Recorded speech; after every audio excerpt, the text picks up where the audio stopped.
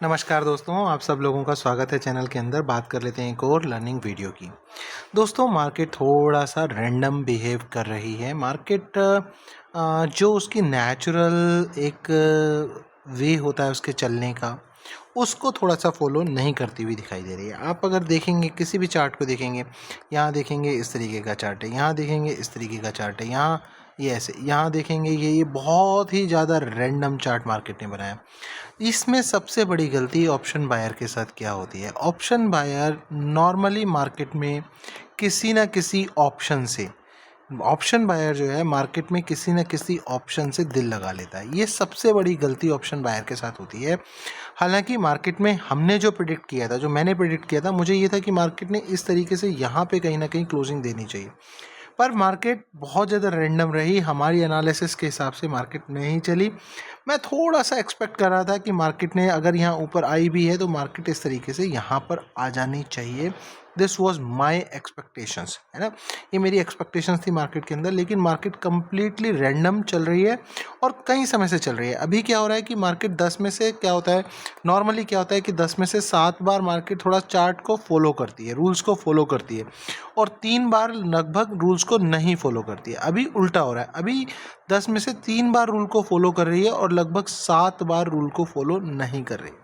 सो ये थोड़ा सा चेंजेस मार्केट के अंदर ज़रूर आया है। अभी ये देखना पड़ेगा कि ऐसा बिहेवियर कब तक रहता है। क्या जब तक मार्केट एक डायरेक्शन नहीं देख रही है, क्या इस तरीके का बिहेवियर तब तक रहता है, या मार्केट कब तक ऐसे इस तरीके से बिहेव करती है।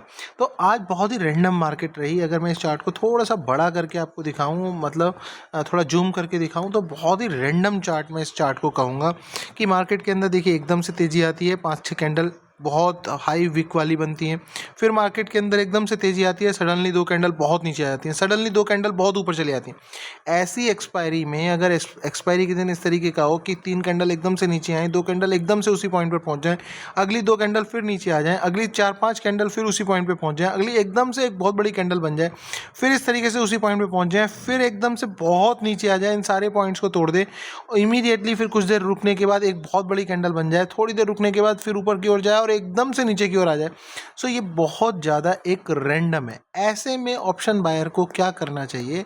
ऐसे में जो सबसे अच्छा तरीका होता है, मान लीजिए आपने किसी एक मूव को कैप्चर कर लिया। अब मूव को कैप्चर करने के बाद अपनी शॉप क्लोज करना आना चाहिए। बहुत सारे लोग क्या होते हैं, बहुत सारे लोग अपनी शॉप को क्लोज नहीं करते हैं, वो कंटिन्यू चलने देते हैं। और जो लोग शॉप को कंटिन्यू चलने देते हैं, वो किसी ना किसी कैंडल में, किसी ना किसी, चाहे इस कैंडल में, चाहे इस कैंडल में, चाहे इस कैंडल में, चाहे इस कैंडल में, चाहे इस कैंडल में, चाहे यहाँ पे, चाहे यहाँ पे, किसी ना किसी कैंडल में अपोजिट बैठ जाते हैं। और जब वो अपोजिट बैठ जाते हैं, इमीडिएटली उनका जितना मर्जी प्रॉफिट हो, वो सारा का सारा प्रॉफिट जाता रहता है।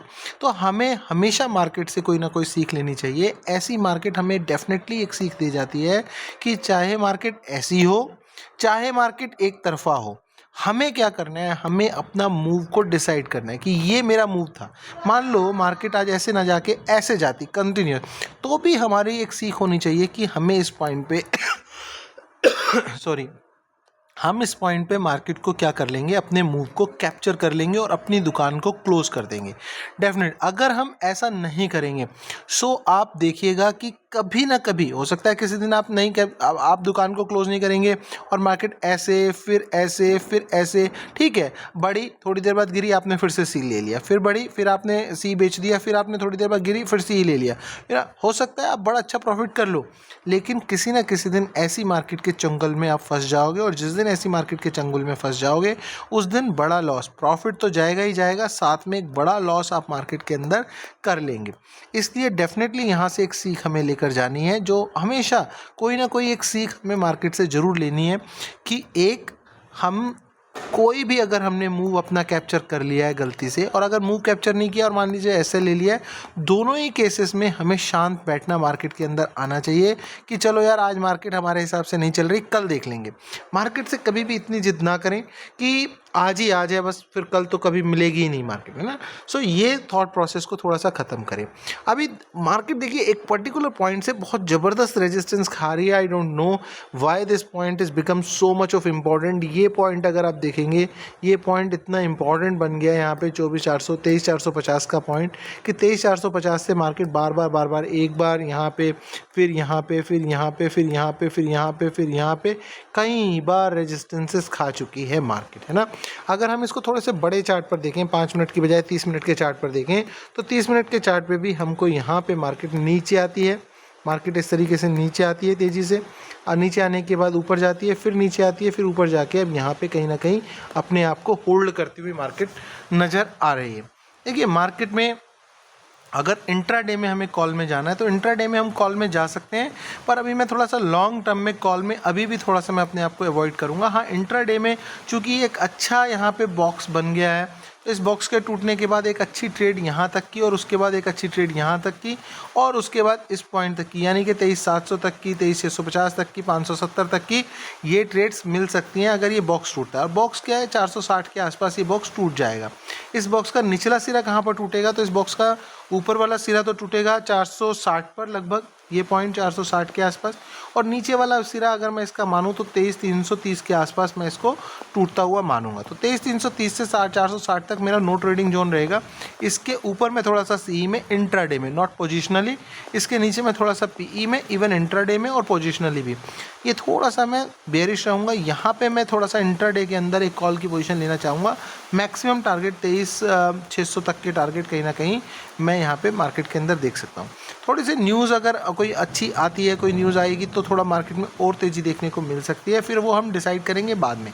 जो मैंने कल भी आपको एक लॉन्ग टर्म का चार्ट दिखाया था, पहले मैं उस चार्ट के ऊपर थोड़ा सा अपने आप को स्टिक किए हुआ हूँ। अगर वो नहीं फॉर्म होता है और यहाँ से मार्केट यहीं से रिवर्सल मारती है, तो हम थोड़ा सा 24,000 या 24,400 के आसपास जब मार्केट निकलती है तो थोड़ा सा हम एक्टिवली और थोड़ा सा पोजिशनली भी हम कॉल की तरफ सोचेंगे। लेकिन अभी हम इंट्राडे में कॉल की तरफ सोचेंगे, लेकिन हम थोड़ा सा पोजिशनली कॉल की तरफ मैं अभी ध्यान नहीं देना चाहता हूँ। सो थोड़ा सा ये दो लेवल याद रखेंगे, है ना। और इनके टूटने के, ये बॉक्स के टूटने के बाद ही हम कोई ना कोई ट्रेड में जाएंगे। सो थैंक यू दोस्तों, वीडियो अच्छा लगा please hit the like button and subscribe the channel. Thank you.